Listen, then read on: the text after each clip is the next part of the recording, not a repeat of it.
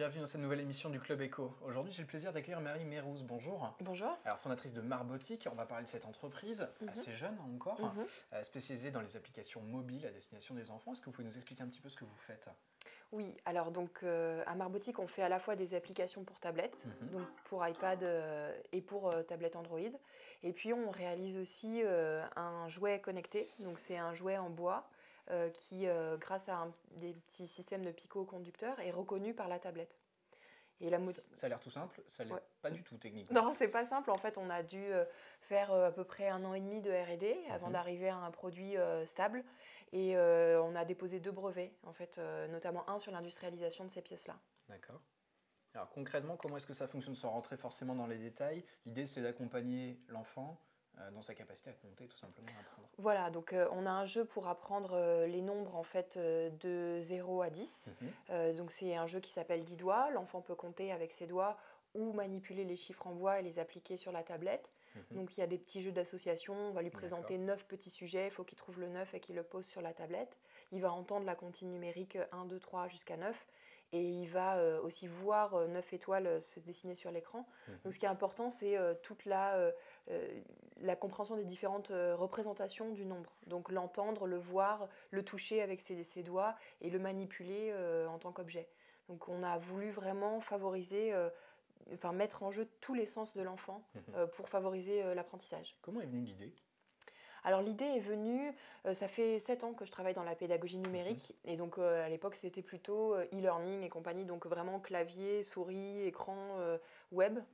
Et même si ça permet de faire de très belles choses, notamment en vidéo, ce qui manquait c'était vraiment l'implication du corps de l'enfant.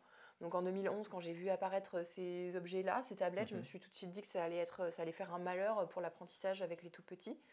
Et puis surtout la possibilité de ces écrans-là d'interagir avec des vrais objets. Là, ça a fait le tilt et je me suis dit, bon, bah, il faut créer ces jouets-là qui peuvent interagir avec les tablettes. D'accord. Alors la nouveauté, c'est une nouvelle appli qui arrive dans quelques jours, je crois. Voilà, c'est ça. Donc là, notre première application qui s'appelle 10 doigts pour les de 0 à 10, elle existe depuis 2012. Et là, on sort la suite, c'est-à-dire l'application jusqu'à 100, qui permet de combiner 2 chiffres. Donc on va pouvoir poser le 6 et le 7, par exemple, et ça va dessiner 67, et ça va représenter 67 petites billes, etc. Donc là, autant la première appli, c'était plutôt pour les 3-4 ans. Là, cette appli-là, c'est vraiment pour les 4, 5, 6, 7. Et l'idée, c'est après de sortir encore d'autres applis pour qu'avec un seul jouet qu'on achète, en fait, ça suive l'enfant au fur et à mesure qu'il grandisse. Ou alors, si une famille a plusieurs enfants, c'est pour le petit et pour le grand. D'accord. Voilà. Alors, 2015, à quoi faut-il s'attendre? Il y a donc cette nouvelle application. Est-ce qu'il y a d'autres développements, d'autres pistes? Ben voilà, maintenant qu'on a réussi à stabiliser l'industrialisation, le procédé de fabrication, on voudrait bien sûr décliner en fait le concept. Donc là, on a les 10 chiffres, on a des prototypes qui sont déjà fonctionnels sur l'alphabet. Ce qui est compliqué avec l'alphabet, c'est que l'alphabet il contient 26 lettres. Donc on a essayé de retirer des lettres, mais ça ne marche pas. Puis on voudrait décliner sur les formes, les couleurs, les animaux. Et voilà. Et donc là, après, il y a autant d'applications à créer pour faire interagir avec les jouets, quoi. D'accord. Où se fait la production? Parce que je crois que ça n'a pas été forcément facile de trouver quelqu'un capable de produire ce type de pièces. Alors on a trouvé l'année dernière, en 2013, un producteur français qui s'appelle JB Bois, qui est un des 2 derniers producteurs de jouets qui fait réellement ses jouets en France. Et on a travaillé ensemble et ça s'est très bien passé au niveau technique.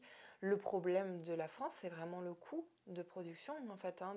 Donc le coût de revient en fait, de l'objet était trop cher par rapport à ce que les gens sont prêts à payer. Puisqu'il faut savoir que plus de 90% des jouets sont actuellement fabriqués en Asie. Les jouets qui sont fabriqués en France, ça reste les grosses pièces pour lesquelles les gens sont prêts à mettre, je sais pas, 80 €, la grande maison de poupée, des choses comme ça. Et donc pour un jouet comme ça, la fabrication en Asie, c'était réellement une étape nécessaire pour l'industrialisation. Donc c'est ce qu'on a fait cette année. Donc c'est pas la même histoire d'industrialiser en France ou en Asie. Donc on a eu des bonnes et des mauvaises surprises, mais on y est arrivé. Et grâce surtout à mon nouveau partenaire qui donc lui a carrément créé une entreprise là-bas. Donc c'est une entreprise qui fabriquait déjà des jouets qui s'appelle Beaujodis, qui fabriquait déjà des jouets en Asie. Et donc ils ont créé une structure légère là-bas où ils se sont associés avec une entreprise chinoise. Et ça permet de piloter la production. En fait, il faut vraiment avoir un pied là-bas si on veut assurer un minimum de qualité, quoi. D'accord. Bon, alors 2015, ça va être aussi l'internationalisation, peut-être les débuts en tout cas? Oui. Alors l'internationalisation, en fait, on la vit déjà sur l'appli, puisque l'appli, on l'a déjà faite en 10 langues. Ouais, voilà. Et du coup, quand elle a été mise en avant par Apple, elle a été mise en avant notamment en Amérique latine, on a eu beaucoup de ventes, etc. Donc on a à peu près seulement 40% déjà de nos ventes qui sont à l'export sur l'appli. En revanche, sur le jouet, effectivement, là, c'est pour 2015. On va faire 2 salons internationaux importants, le salon de Nuremberg et le salon de Hong Kong sur le jouet. Et là, l'objectif, c'est de toucher des distributeurs internationaux. C'est le prochain step, vraiment. Ouais. Mettre le pied, on va dire, dans un réseau de distrib pour appâter les autres aussi. Exactement, pour lancer la mécanique et puis surtout pour atteindre des volumes. De toute façon, il faut faire du volume sur du produit de consommation comme ça. Il faut faire du volume pour réussir à atteindre l'équilibre. Donc c'est notre objectif, début 2015, oui. Bon, je crois qu'il y a une opération de financement participatif aussi qui est dans les tuyaux. Oui, voilà, alors ça, ce sera pour l'alphabet, donc on aimerait lancer ça au printemps. Le point, c'est que en fait, pour lancer une production en Asie comme ça, pour les usines asiatiques, c'est minimum 1000, 2000, 3000 pièces, et plutôt 3000 que 2000, de préférence, sinon ils appliquent une surtaxe. Ouais. Donc, pour lancer la fabrication de l'alphabet, il faudrait sortir quelques dizaines de milliers d'euros, on va dire. Et voilà. Et pour ça, on pense à monter une campagne de crowdfunding au printemps, présenter le produit aux gens, voir quelle est l'appétence et faire de la précommande, en fait, comme ça se fait sur ces réseaux de crowdfunding-là. Vous visez combien à peu près? Vous avez déjà une idée précise du montant à rechercher? J'ai commencé à y réfléchir, mais c'est pas du tout mûr.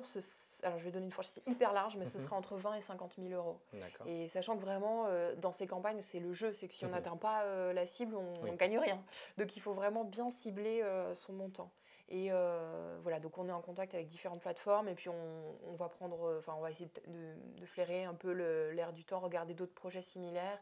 Et puis, il y a de la concurrence d'ailleurs sur ce type de produit? Oui, sur ce type de produit, il y a une entreprise américaine qui s'est créée en 2012, ou 2011, juste un an avant Marbotic, à l'américaine. Donc ils ont levé 700 000 $. Ils ont fait une campagne de crowdfunding qui a échoué, mais c'était en 2012 aussi, donc c'était... Peut-être un peu tôt. Un peu tôt, ouais.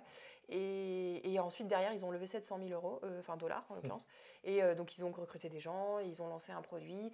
Et c'est un produit qui a été assez repéré aux États-Unis. Alors, c'est pas exactement la même chose, c'est des formes. C'est des formes et c'est en plastique. On n'a pas exactement la même approche, on va dire, au niveau pédagogique et tout, mais leur produit est tout à fait honorable. Et pour nous, c'est plutôt un bon signe qu'il y ait d'autres personnes qui aient la même idée. Parce que si on est les seuls à prêcher dans le désert, on se dit un peu bon. Là, c'est plutôt bon signe. Et au contraire, je les ai rencontrés justement à Nuremberg en allant au salon du jouet. Et voilà, on se parle sans problème, quoi. Bon.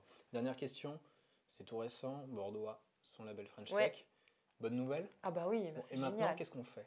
Ah bah maintenant, on continue. C'est-à-dire qu'il y a une accélération de dingue dans les startups du numérique. Moi, je le sais par le biais des financeurs, puisqu'on a été sur une... là, on est en train de boucler une levée de fonds pour Marbotic. Et donc, on est allé taper aux différents guichets, le conseil régional, la BPI, etc. Et ils nous disaient tous, mais on a explosé nos budgets 2014. C'était en juillet qu'on allait les voir, et juste en juillet, ils avaient dépensé tout leur argent déjà. Donc on était en train de commencer à tabler sur le budget 2015. Donc il y a une réelle accélération, ils ont eu 2 fois ou 3 fois plus de dossiers en 2014 que les années précédentes, et c'est super, il faut que ça continue. Qu'est-ce qui vous accompagne d'ailleurs? Alors c'est Unitech qui m'a accompagnée pour la levée de fonds, et un accompagnement vraiment de très très grande qualité. Donc heureusement qu'ils étaient là, parce que c'est le parcours du combattant. Bon, allez, c'est noté. Et c'est aussi une bonne chose de montrer qu'un ingénieur peut aussi devenir créateur d'entreprise? Oui. C'est pas un profil courant. Ah bon? Pas tant que ça. Ah oui. Il y a beaucoup d'ingénieurs qui, et d'ailleurs les écoles le disent, beaucoup d'ingénieurs peinent à passer le cap. Ah ouais. C'est vrai, peut-être, ouais, effectivement, mais on le sent qu'en tant qu'ingénieur, on a des grosses forces pour créer l'entreprise, tout le côté technique et tout. Après, c'est vrai que sur le côté commercial, il faut se faire violence. C'est un nouveau métier. Ouais, c'est un nouveau métier. Il faut se faire violence, d'où l'importance d'être super bien accompagné. Après, moi, j'ai quand même pas mal d'exemples autour de moi d'ingénieurs qui ont créé des entreprises. Je suis passée par l'incubateur de mon école d'ingénieur, qui est l'école centrale Paris. Et donc, le fait d'avoir des exemples autour de soi, c'est... Voilà.